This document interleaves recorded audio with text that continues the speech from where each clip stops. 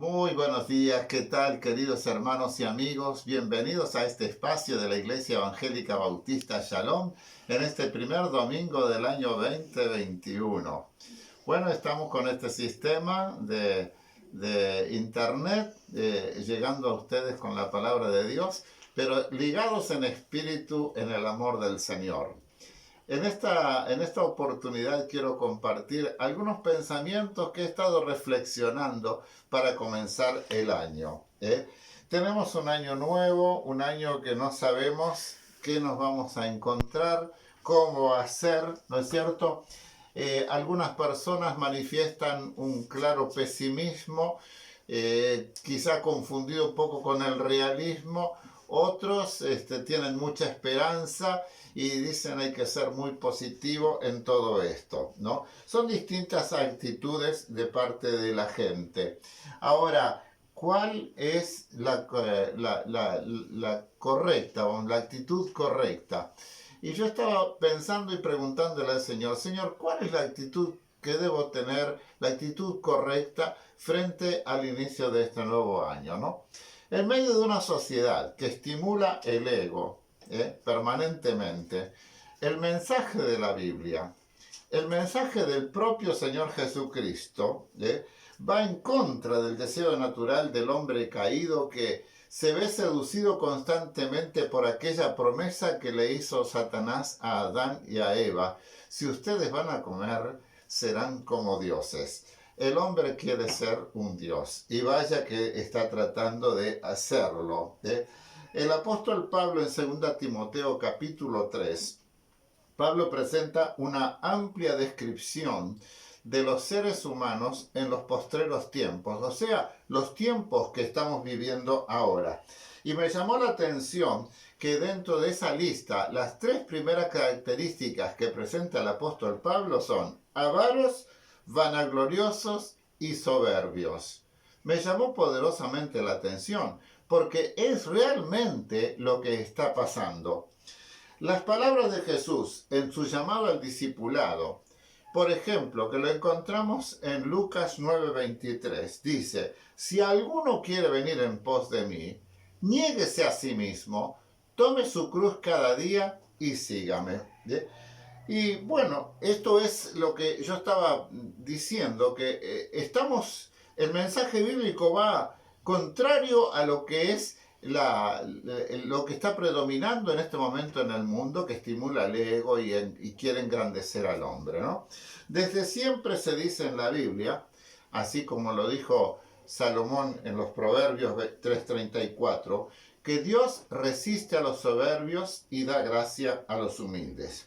Yo quisiera compartir con ustedes la lectura que está contenida en la primera epístola de Pedro, capítulo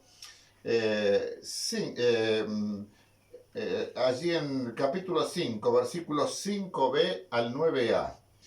Y dice el apóstol Pedro, todos, está en el contexto, ¿no? Todos sumisos unos a otros, revestidos de humildad, porque Dios resiste a los soberbios y da gracia a los humildes. Humillaos pues bajo la poderosa mano de Dios, para que Él os exalte cuando fuere tiempo, echando toda vuestra ansiedad sobre Él, porque Él tiene cuidado de vosotros. Sed sobrios y velad, porque vuestro adversario el diablo, como león rugiente, anda alrededor buscando a quien devorar, al cual resistir firmes en la fe. Quiero después, en un momento, desglosar un poquito más esto. Pero antes de empezar a aplicar un poquito este pasaje a nuestras propias vidas, me gustaría definir algunos de estos términos que encontramos en este pasaje. Yo soy amante del diccionario, entonces me gusta, para poder entender las escrituras más, lo que los autores, los escritores inspirados por el Espíritu Santo nos querían decir.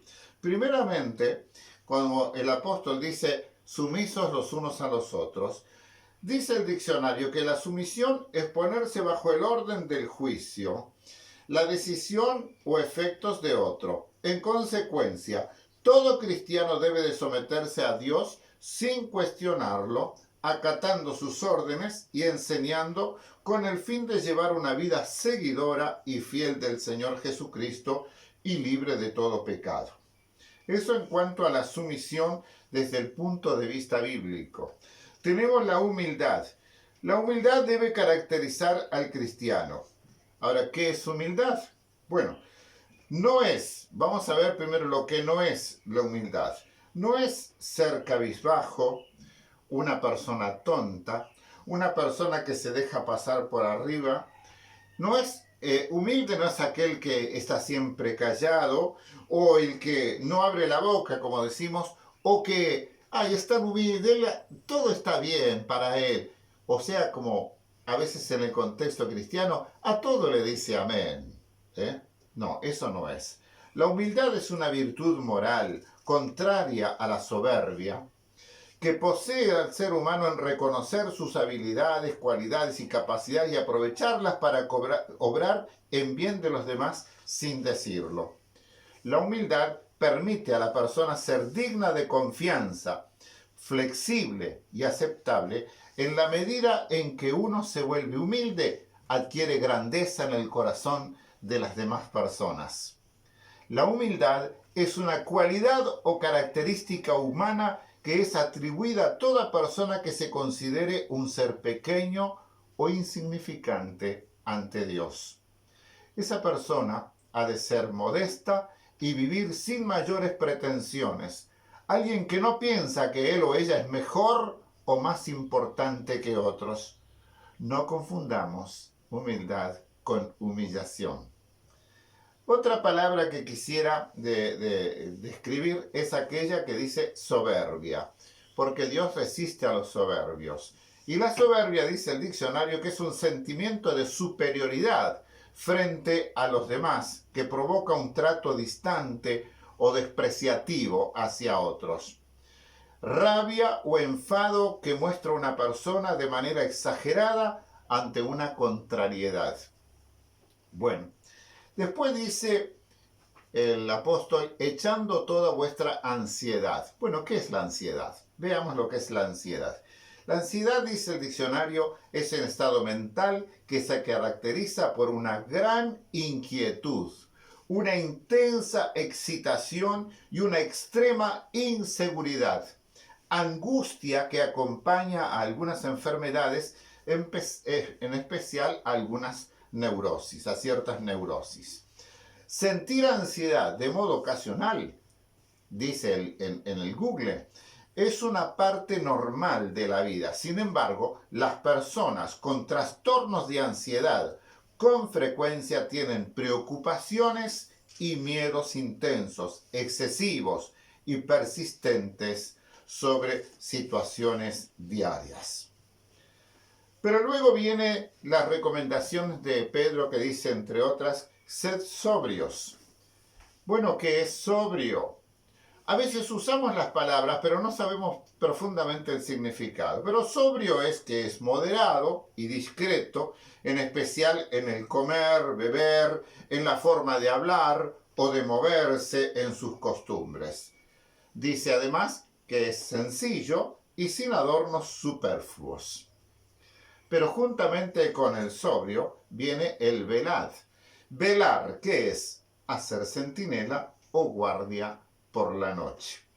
Bien, entonces, después de aclarado estos términos, estas palabras, que a veces nosotros las usamos sin tener conciencia plenamente de lo que significan, entonces vamos a ver un poquito este pasaje que hemos leído. Es realmente maravilloso cómo el apóstol Pedro nos exhorta a estas actitudes frente a Dios, frente a la sociedad, y nos da la razón por qué de esta recomendación. Bueno, él nos recomienda a ser sumisos a Dios, y también esa sumisión a Dios se va a reflejar en la sumisión mutua. Saben que el apóstol Pablo decía que, recomendando a las iglesias, que ninguno de nosotros tenga más alto concepto de sí mismo que el que debe tener. también dice que nosotros debemos estimar a los demás como superiores a nosotros mismos. Esto es una actitud de sumisión y de humildad, por cierto. Ser humildes y no soberbios es la exhortación bíblica a través de toda la Biblia. Y la razón es obvia. La razón es obvia porque dice que Dios resiste a los soberbios. O sea, la soberbia no te va a llevar por un buen camino. Así que en el transitar de este año, procuremos ser sumisos a Dios y no combatir, vamos a decir, la soberbia en nuestra propia vida. Miren que es una lucha constante porque la naturaleza pecaminosa continuamente aflora y aflora y aflora en esa soberbia, en esa autosuficiencia, en ese querer ser grande, querer ser como Dios, querer ser más que los otros. Dice también que tenemos que humillarnos ante Dios. No es lo que estamos escuchando hoy, que dice, ayer me decía una persona que parece que Dios tiene que ser nuestro mandadero. Estábamos hablando con un matrimonio que nos visitaba y realmente ese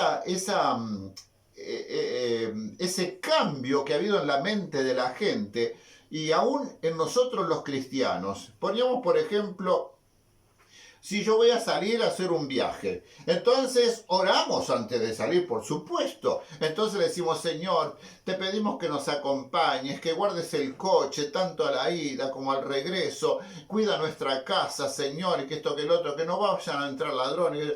Y le hacemos todos los encargos al Señor como que fuera el guardador, el guardavidas, el sereno, el que tiene que estar encargado de guardar todas las cosas mientras nosotros disfrutamos de nuestro asueto.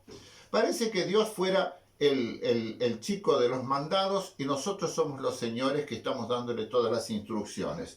Eso es realmente lamentable. Usando aún textos bíblicos y acomodando textos bíblicos, el hombre ha querido degradar a Dios y elevarse a sí mismo. Dice también que tenemos que echar toda nuestra ansiedad sobre el Señor, sobre Él, ¿no? Dice porque Él tiene cuidado de vosotros. Saben que los miedos, las preocupaciones, las inseguridades no las solucionan la gente, no las solucionan los profesionales. O sea, los profesionales en esta área lo que pueden hacer es como dar una aspirina, un alivio momentáneo, temporal, pero no una solución definitiva. Porque todo esto del problema de la ansiedad solamente Dios puede solucionarlo. Dios puede darnos paz en medio de la tormenta. Dice: sed sobrios y velad. Hay que estar despiertos, hay que estar despiertos. Hay que estar con todas las luces, iluminados por la palabra de Dios y velar, o sea, estar atento a todo movimiento, aún en las tinieblas de la noche. Nosotros tenemos que ser muy cautos en todas las cosas. A lo largo de este año, sin duda que vamos a atravesar momentos muy difíciles, otros menos y otros quizás maravillosos, que los vamos a recordar como una bendición de Dios. Pero el Señor nos dice que tenemos que andar con mucho cuidado, con todas las antenas funcionando. Tenemos que ser sobrios y velar, estar fresquitos. Sobrio es lo contrario a una persona que está, por ejemplo, alcoholizada, que no está bien, ¿no? No tiene todos los sentidos 100% funcionando, pero una persona sobria tiene todos los sentidos funcionando bien. Y velar, aún como que tuviéramos que hacer guardia a las 24 horas, velar, porque saben, aquí la razón por la que Pedro dice esto es porque el enemigo de nuestras almas, lo presenta con características comparadas con el felino, el león, que tiene mayormente a veces hábitos nocturnos, ¿no? Porque no descansa en su astucia con el propósito de devorar, de destruir, de matar, de tragarnos. Saben que Jesús usó una figura muy similar para describir estos efectos. describir a este personaje, el cual Pedro dice como león, Jesús dijo, el ladrón no viene sino para matar, hurtar y destruir, pero yo he venido para darles vida y vida en abundancia. Esto es maravilloso. Por eso la necesidad de transitar un año con mucha cautela, con mucha sobriedad, velando sobre nuestras vidas y sobre la vida de nuestra familia. Pero se nos ordena también resistir. Recibir algo que ejerce fuerza o presión sobre ella sin moverse, ni sufrir daño o alteración. Eso es lo que dice el diccionario sobre resistir. Recibir algo que ejerce fuerza o presión sobre ella sin moverse, ni sufrir daño o alteración. Esto me llevó a las palabras del apóstol Pablo cuando escribe a los Efesios en el capítulo 6, cuando presenta toda la armadura, la famosa armadura del cristiano, justamente para que después se nos recomienda usar toda esta armadura, usarla bien, ajustada, para estar firmes habiendo acabado todo. Una armadura, según las recomendaciones de Pablo, tenía que estar bien ajustada. El soldado que no tiene su vestidura bien ajustada, acomodada a su cuerpo, no va a poder experimentar seguridad, porque si tiene todo algo flojo, en los movimientos se le va aflojando todo más y eso le quita la seguridad. Estar ajustados vuestros lomos con el cinturón de la verdad hace que una persona pueda transitar la vida seguros. El cinturón de la verdad es fundamental. El cinturón del Evangelio de la gracia, que es la verdad que es indiscutible, incuestionable, es inmutable. Mis queridos amigos, luego se habla acerca también de la coraza de justicia, haber sido justificados por la fe en Jesucristo, que nos limpia de toda culpa delante del Padre. ¿Estás justificado por la sangre de Jesucristo? Te pregunto. El buen calzado también del Evangelio de la paz, porque el Evangelio es único, es el único que puede dar paz al corazón del ser humano. Nos habla el apóstol también el escudo de la fe. La fe es un don de Dios.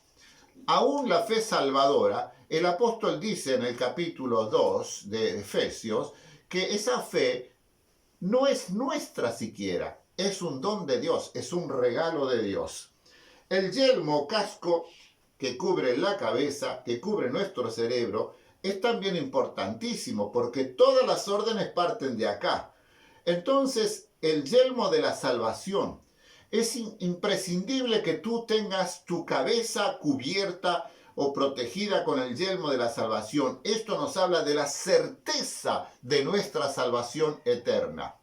Por ahí circulan muchas tradiciones, creencias, que la salvación se pierde, que cae de la gracia, interpretando mal los versículos bíblicos que hablan acerca de cuidar la salvación con temor y temblor, o habéis caído de la gracia. Hay que ver el contexto y la razón por la que dijeron esas expresiones que no tienen que ver y que no pueden compararse con el mundo de verdades desde el propio Jesús a los apóstoles que nos hablan de la certeza de la salvación que puede tener todo creyente. Si tú no tienes la certeza de tu salvación eterna en Cristo Jesús por la gracia de nuestro Señor, entonces estás expuesto a todo tipo de problema, realmente, un problema que no vas a terminar de salir nunca. La habitación del Espíritu Santo es imprescindible, fundamental en la vida, en el corazón de la persona. Porque el creyente nacido de nuevo es bautizado en el Espíritu Santo, o sea, pasa a ser habitado por el Espíritu Santo. Como dice Pablo en Efesios capítulo 1, que hemos sido sellados por el Espíritu Santo, porque es las arras de nuestra herencia, el adelanto. La espada del Espíritu, que es la palabra de Dios. La Biblia es la única regla de fe y práctica. O como dijera el salmista David, Dice, lámpara es a mis pies tu palabra y lumbrera a mi camino. Muchos de ustedes recordarán que yo he dicho en otras oportunidades, eso es la palabra de Dios. Es la lámpara que alumbra mi paso a paso en el día a día, hora a hora, minuto a minuto de mi vida. Para que yo no vaya a tropezar con las adversidades de esta vida, con los embrollos, con las artimañas de Satanás. Si yo estoy bien saturado de la palabra de Dios, iluminada mi mente, iluminada toda mi vida con la palabra de Dios, me voy a evitar muchas caídas en el transitar de la vida. Pero además, la palabra de Dios me deja ver el final de mi vida.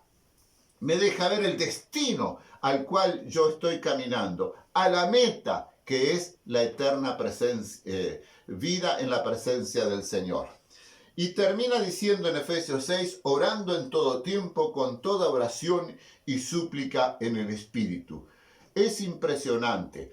Si nosotros vamos a vivir un año sin orar, sin depender del Señor, sin aprender a someternos a la voluntad soberana de Dios, entonces no vamos a tener un año exitoso y bendecido. Pero si nosotros oramos con toda oración y súplica en el Espíritu, ¿qué significa esto? Orar conforme a la voluntad de Dios. El apóstol Juan dice que si nosotros pidiéramos algo conforme a su voluntad, Él nos oye. Esto es orar en el Espíritu. A veces demasiada gente ora, no en el Espíritu, ora en la carne. Ora en la carne, al estilo de aquel fariseo que se levantó en el templo y decía, gracias Señor por lo que tú me has hecho, yo soy esto, hago lo otro, yo doy diezmos, hago ayunos y oro, y gracias porque no soy como este otro que está allí, ¿no?